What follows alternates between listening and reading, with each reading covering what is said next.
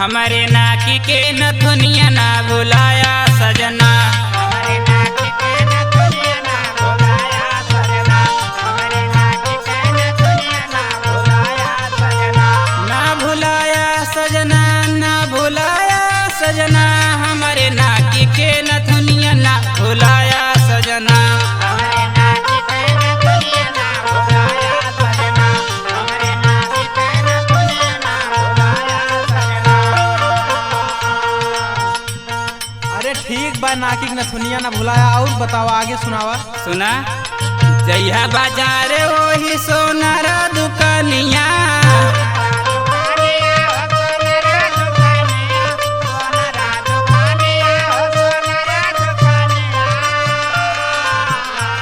नीमन से लिया हमारे नाकी के नथुनिया।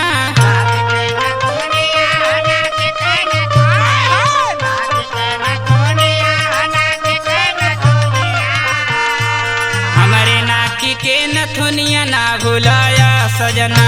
हमारे नाकी के नथुनिया ना भुलाया सजना। हमारे नाकी के नथुनिया ना भुलाया सजना। ना भुलाया सजना, ना भुलाया सजना। हमारे नाकी के नथुनिया ना भुलाया सजना। हमारे नाकी के नथुनिया ना भुलाया सजना। तोहार हरदम फरमाइशिए रहा था का, घर का काम आपको थोत ना, खाली बस फरमाइशिए सुनाए रहा। अरे सुना पहले हमार बात। सुनाओ सुनाओ जल्दी।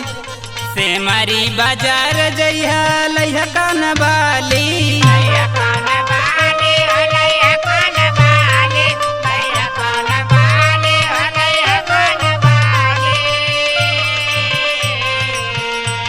और ले ले अइहा राजा मोठ के उठलाली।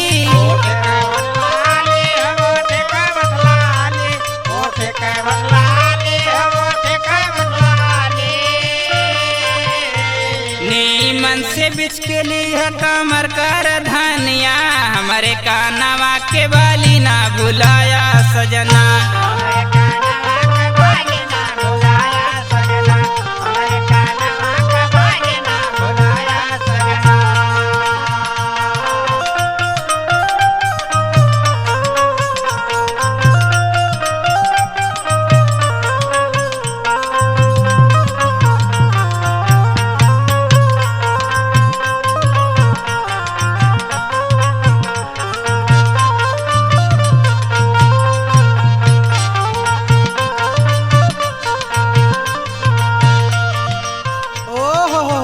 ओठलाली चाहिए तुम्हें, बांसक चाहिला या सोठ लेके चली ओठलाली लगावे, बढ़िया है।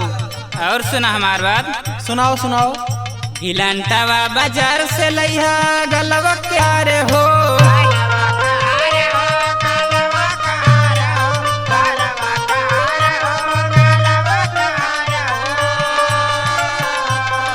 पाउडर क्रीम और 16 सिंगार हो।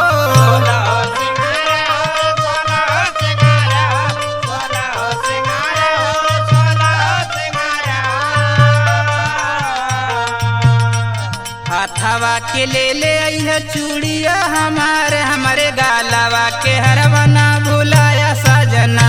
हमारे गालावा के हरवा ना भुलाया सजना। हमारे गालावा के हरवा ना भुलाया सजना। ना भुलाया सजना, ना भुलाया सजना। हमारे गालावा के हरवा ना भुलाया सजना। हमारे गालावा के हरवा ना भुलाया सजना। और सुनाओ, अच्छा और सुनाओ। सुना, राजा विनय मान हमारो कहानवा।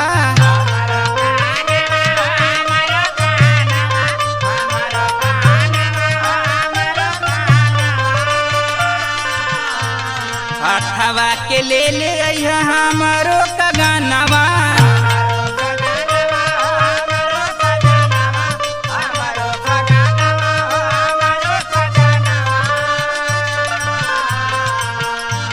सोलहो सिंगार लिया सागरो गहनवा।